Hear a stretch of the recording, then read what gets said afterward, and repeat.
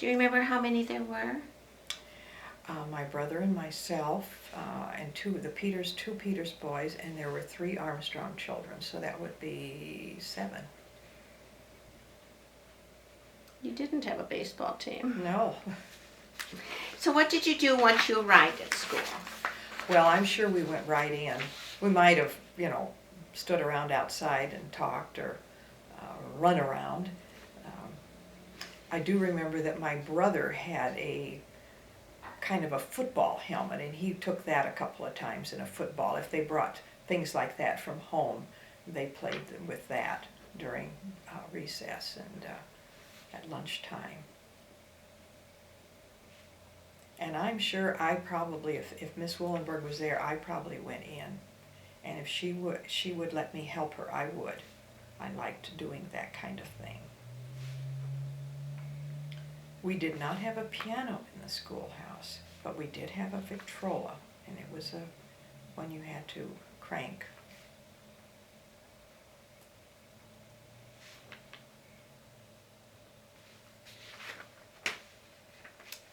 What did you do then first upon entering the schoolhouse? You would have helped Miss Willenberg. Willenberg. Dorothy Willenberg.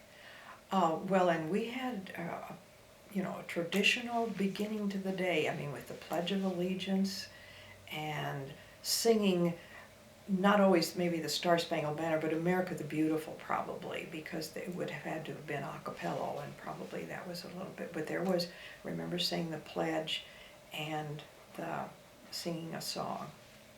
And then we would, and I'm sure she didn't have to take roll call because she could just look and see who was there and who wasn't. And then the schedule for the day would begin. And it would be an assortment. I'm sure that there was something each day that was standard, but she would work with the younger children, get us, the older students, started, and then work with the younger children. And we sometimes would help, my brother did not like it if I got to help him with any of his work. That didn't thrill him. So I usually worked with the other little boy. His name was Carl Peters. And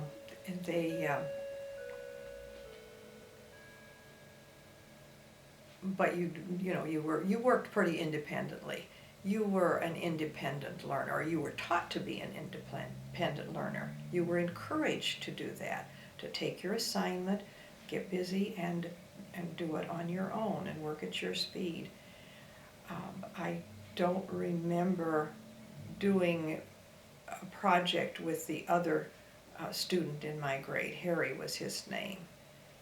We worked pretty independently. You said you had a Victrola, no piano. What else was in your schoolroom? There was, at that time, there was a stove that was a fuel oil. There was a barrel outside. So there wasn't any, cook, or like a pot-bellied stove in the middle of the room or anything like that. So Miss Willenberg did not have to have wood or coal or anything like that brought into the building. So there wasn't any work done with that. So it kept the schoolroom, it would run during the night, and so you'd go in and it wouldn't be freezing. And as a typical school, you would go in and there was an little outer room, and you'd hang your coats up on a peg and put your lunchbox there, and there was some kind of a water cooler for our water. We did not have paper cups. I remember we had, we each had a cup there that was for us, and with such few students, you could know which one was yours easily enough.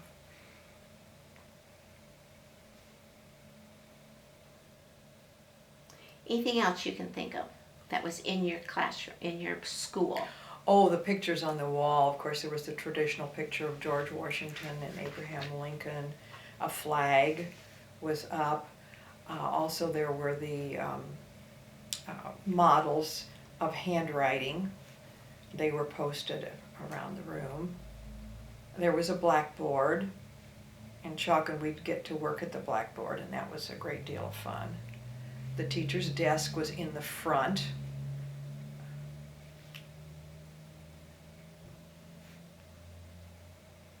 There were bookshelves with books on them.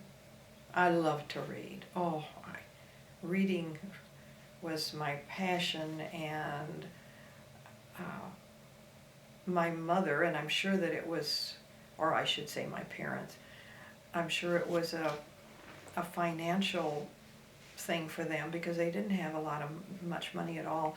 But she joined the Junior Literary Guild of America for me, so I got a book every month.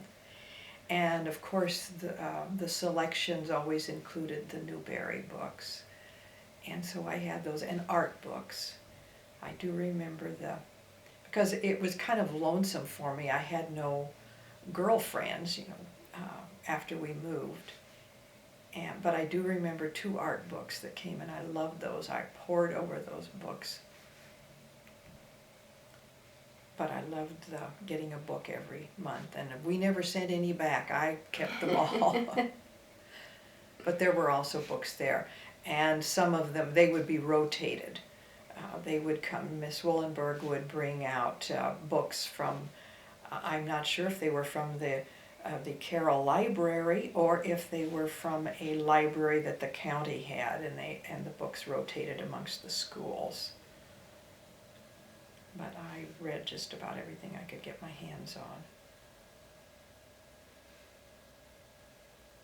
Now, there's 7 students in this school. Were there a lot of empty desks? Were there desks that would have been nailed to the floor? There might have been some. I really don't remember. I do remember that my desk was, the kind you would slide in, and the top lifted up, and you had your stuff down in there. But I don't remember it being attached to any desk right next to me. They were in rows. The younger children always sat in the front, and Harry and I would sit in the back as the older students.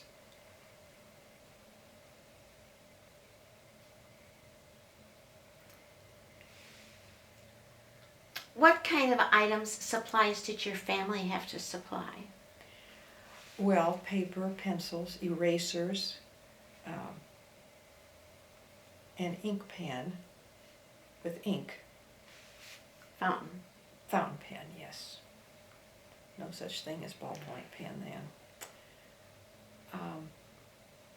And I don't know if they had to pay a fee for art supplies like construction paper or paper that we might have used in projects, or if that was part of the county that supplied those items. They just, each school had a budget and they could take so much out. And where would your parents have purchased the paper and pencil? In Carroll, Iowa. At the Ben Franklin store. Okay.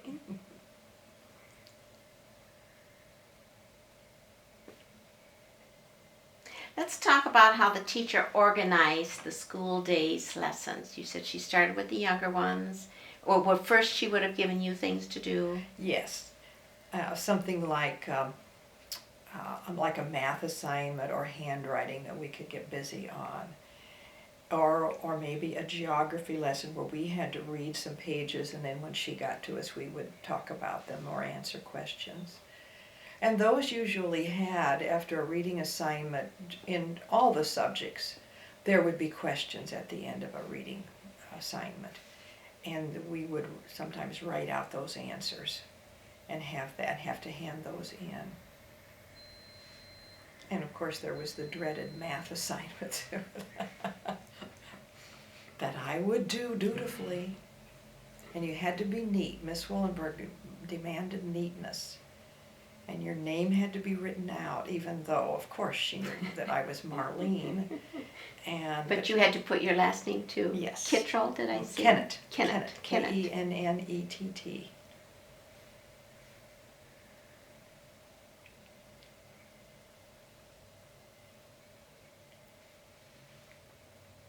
How did the experiences differ between the upper grades and the lower grades? Well, I know, like I said, we did independent work. By that age, you're an independent, more of an independent learner. And I liked that. And I guess I liked pleasing the teacher too. I was one of those students who was a teacher pleaser. I wanted to do the right thing.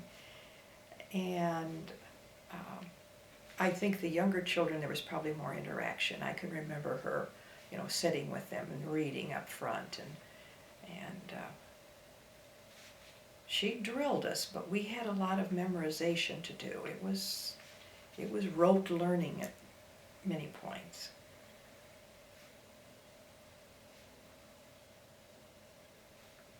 And I do remember her leaning over my shoulder and helping me with math.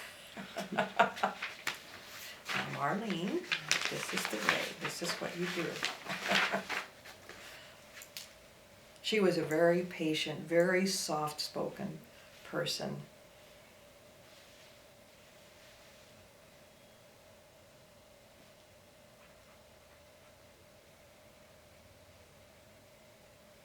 Do you have any idea how old she would have been?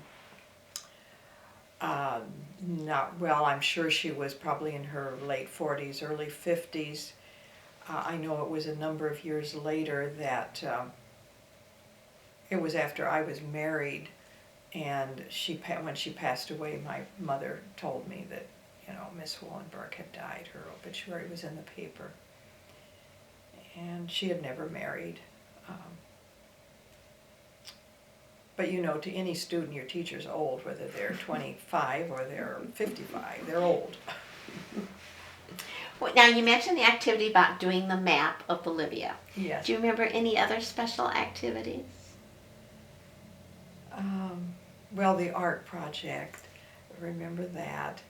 And we didn't have things like construction paper at home. And so anytime we would have an art activity or a social or geography activity or history that would involve making things out of construction paper or making a booklet. We made some booklets, I remember that. And you get to have construction paper for your cover. And that, oh, I loved that. And to make your cover, the creativity that was encouraged was something that I did enjoy.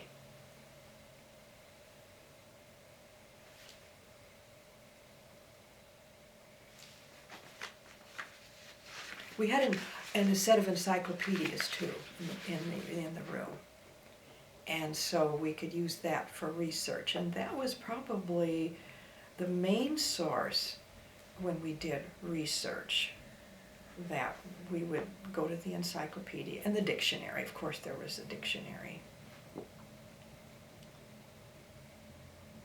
Encouraged to use those things. And again, those were independent activities.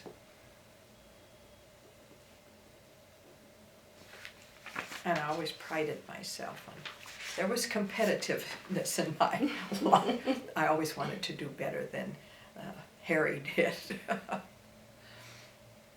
Was he a good student? Well, in my estimation, no.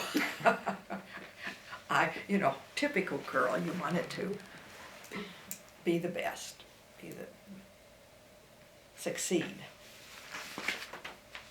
And education was valued by my parents. When we had lived at Scranton, my father had been on the Scranton School Board. And he had gone to, of course, to a country school in Montana, and he had an 8th grade education.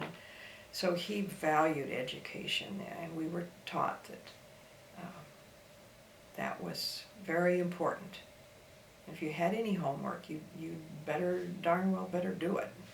And of course, you had chores when you got home from school to do, and that was first. And then, you did that after supper.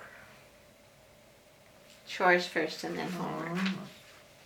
Well, we know what was your least favorite subject. What would you say was your favorite subject? Reading.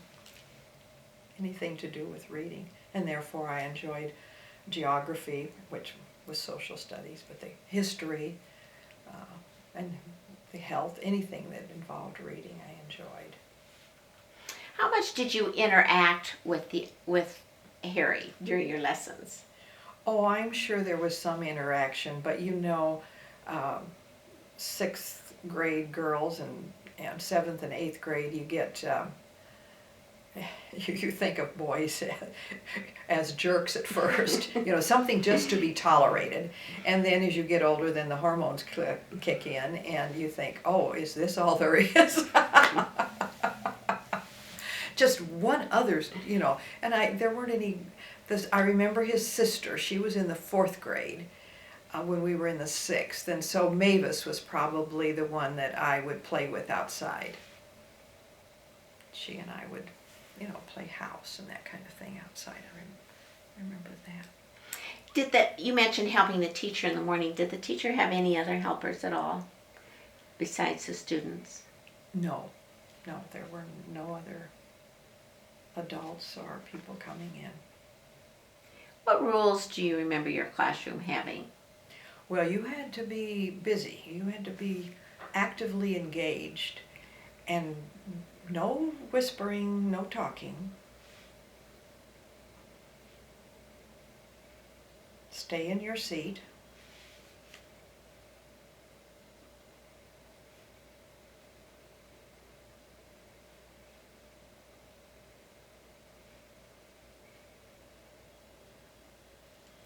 What discipline techniques did your teacher use to reinforce these rules?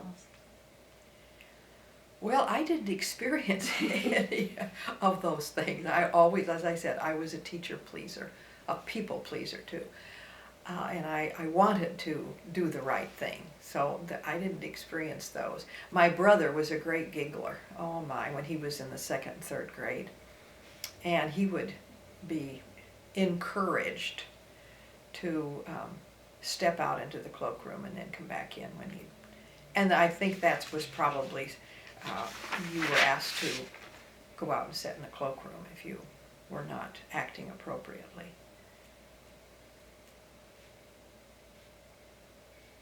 I don't ever remember her spanking anyone. That may have happened because it was permissible at that time, but I do not remember her doing that, and I'm sure I would have. That would have made a great impression upon me.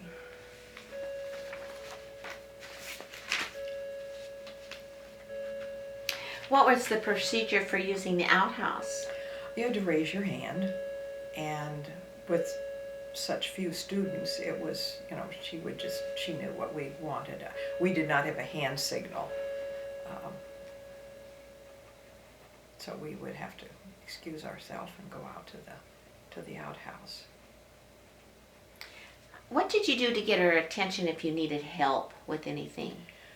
Probably raise your hand, or if she was in the front of the room, you would walk up there and you would wait quietly. You would not interrupt. You would wait until she was finished with whatever she was doing, but she always gave you her attention right away. She would look up, and then you knew it was appropriate to ask a question at that time. How did you know it was time for lunch?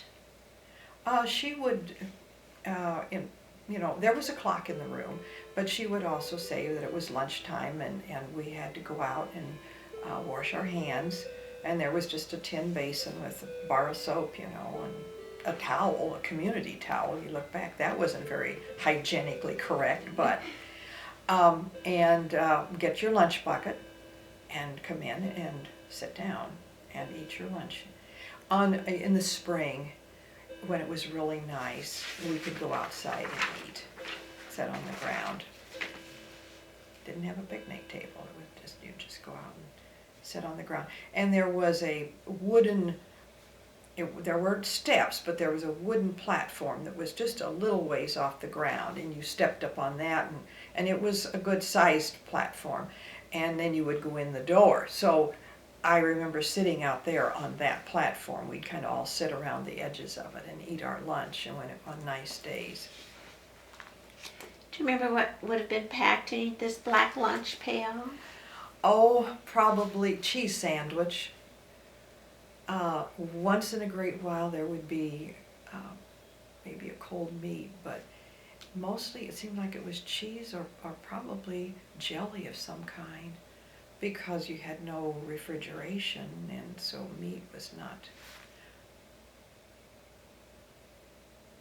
And so maybe a piece of fruit, probably an apple. And a cookie. There would be cookies. Homemade cookies.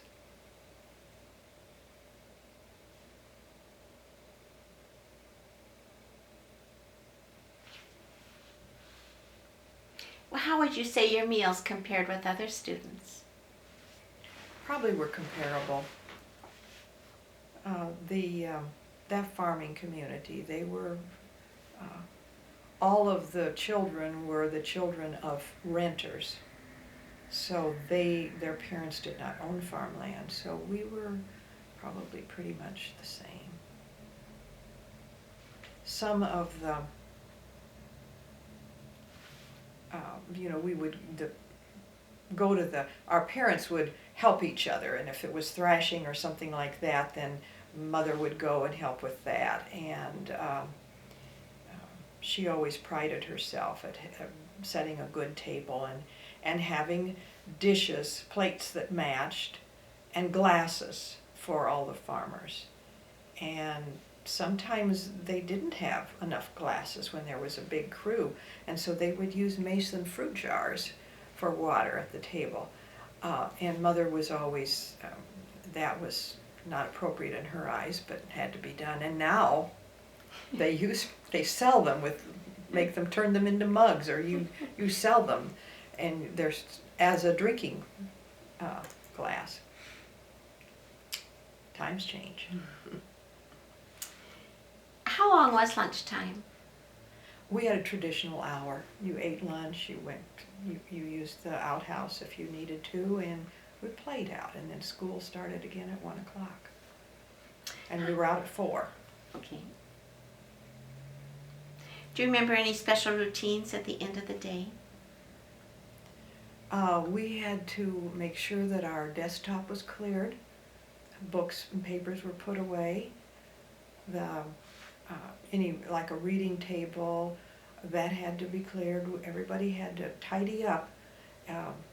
Wastebasket emptied. The chalkboard had to be erased, and I remember we were assigned on a rotating basis the different duties.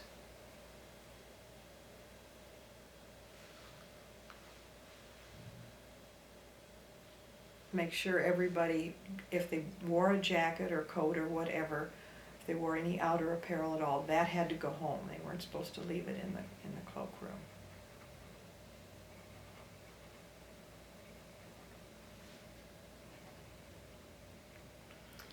Did you ever see your teacher outside of school? Oh, once in a great while, we would run into her in Carroll, at a grocery store or at J.C. Penney's, and that would thrill me to see her outside of the school situation.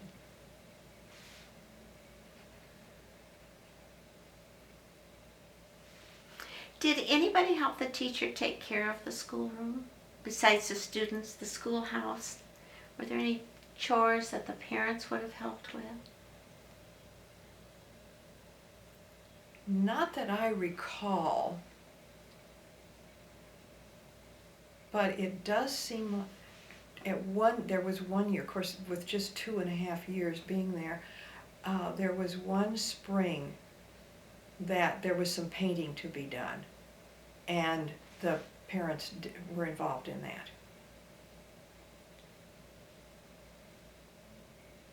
I do remember that. Mother loved to paint, so I'm sure she was involved in that.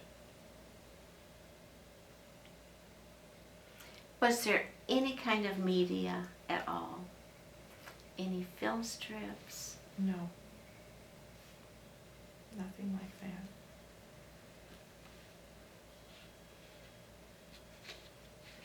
We've already talked about your 8th grade exam and the graduation ceremonies, and the ceremonies were held in the auditorium at Carroll, you said? Yes, at Carroll High School. Do you remember what you wore? Yes, I do. I had a white dress and had little cap sleeves and kind of a mandarin collar, and it was a linen texture type. It had a gold belt around here, and then on the mandarin collar was some gold braid, embroidery type braid, and Mother had ordered it out of the catalog. And I thought that was a pretty special dress. I do remember that. Do you remember what would have been the most meaningful part of the ceremony to you?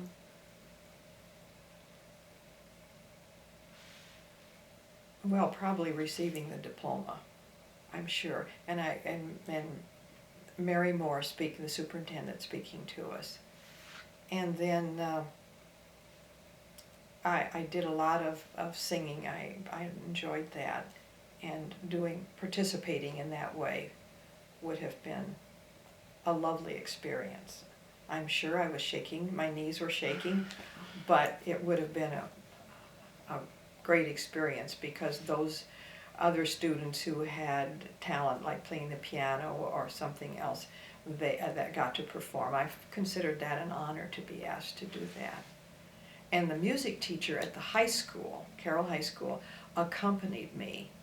And I was so glad to get to know her, because she would be my music teacher that fall. Velma Radabaugh was her name. Velma? Velma Radabaugh. And she had very thick glasses, I remember that. And I thought, here she plays the piano, reads all this music, and she had these really round, thick glasses. I'm sure she had, some serious eye corrections that needed to be taken care of. But that always intrigued me, her glasses. She was very quiet too, but she was a very good music teacher, as I had her when I was a freshman. How would you spell Radabaugh? Radabaugh, R-E-D-E. Oh, let's look at the program here. Let's get the name correct here. R-A-D-E-B-A-U-G-H. D-E-B-A-U-G-H. Okay, thank you. What did you do after graduation? We had ice cream. That was a treat, to go have ice cream. And that's what we always did, so.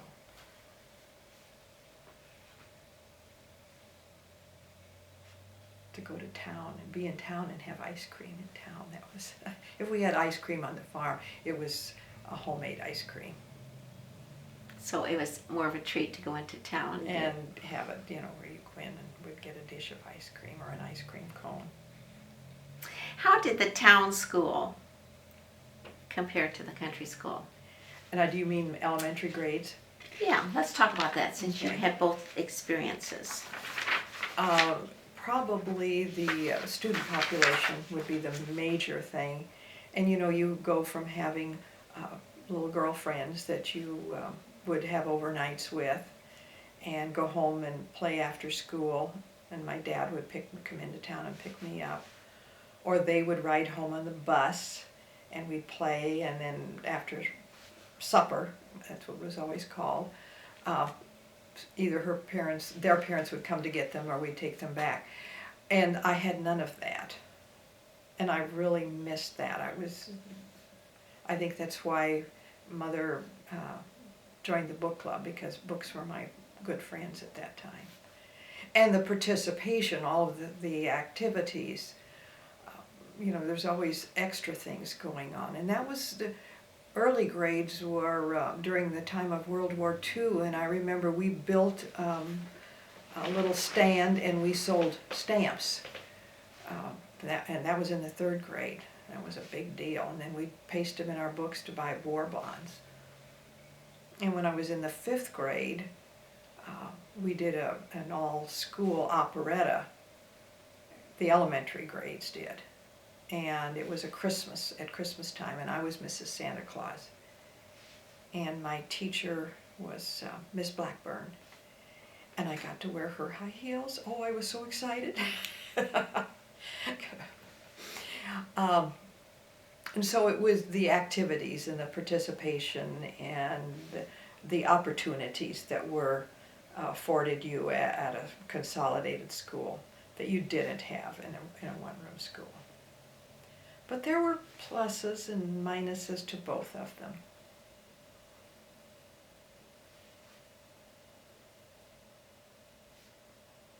You didn't have to go through any of the drama that young girls might in a group get involved in. You didn't have any of that.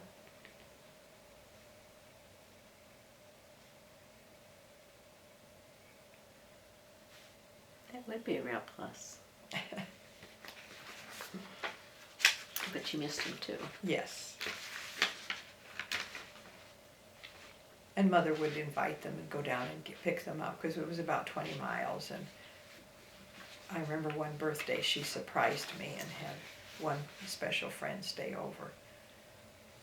Picked her up and brought her for a sleepover at the farm. It was a short time, but do you remember community politics affecting the operation of the school at all? Not really. And that, if there was anything going on, I probably didn't pay any attention to it. And like I said, it was an important aspect of the cultural makeup of that community was the fact that we were 1.5 miles from the little town of Lidderdale.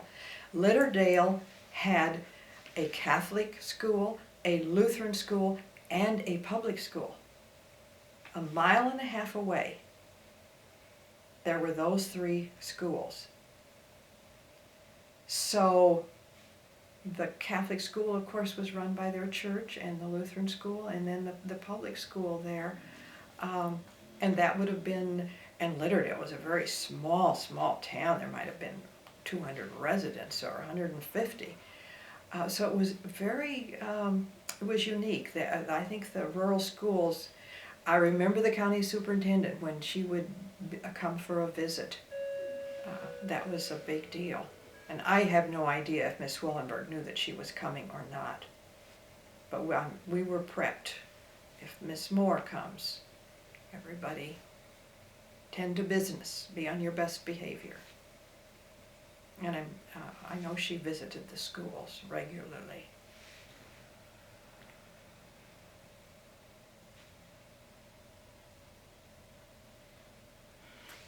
Do you know of any way the parents or community members were involved with this school? You talked about them helping to paint. Not really. I would think that would have come from the Carroll County aspect of it. Their school board and Miss Moore, and I don't know if they had a school board or if there was just a group, a functioning group that directed the country schools. Because most of the people see around there, they would have been involved in their parochial schools. As I said, we were probably the only Methodists around, and it was a rarity. We moved there the 1st of March, and on this 1 mile stretch, there was a Lutheran family, then us, and then north of us lived the Catholic family. Party lines, and the preceding fall, my father had been hunting with a group of friends, and he had gone out to a field to ask permission. He could see the farmer with his combine in the field, and he had walked to him to get permission, and as the closer he got, he realized that the farmer had his arm in the picker. So Dad had to use a pocket knife and cut, the arm was just hanging there, and cut the remaining ligaments, tendons, and put a handkerchief around as a tourniquet, and then carried him like you would carry a baby.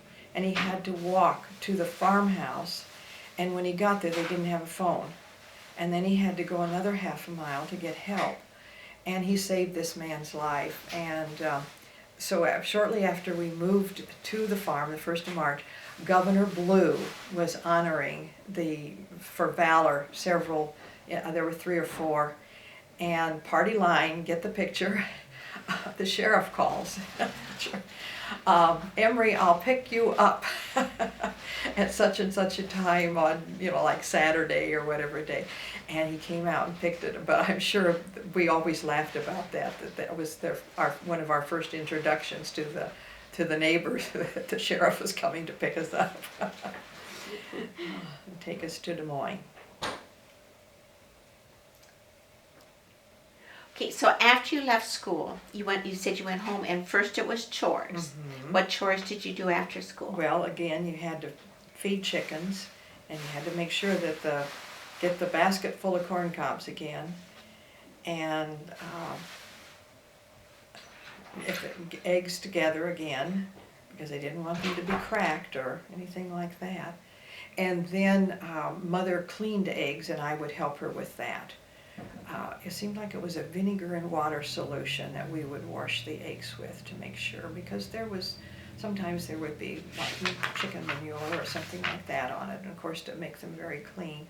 And then she would sell the eggs, the ones that we didn't use. Any other chores? In the summertime, I would have to wash the separator, but of course I didn't do that during the school year, because that was something that she would take care of. And then after supper you did homework. Mm-hmm. Did you have, what was a typical night's homework? Math, study spelling. Oh yes, study the spelling words. And sometimes there would be a project that I would work on.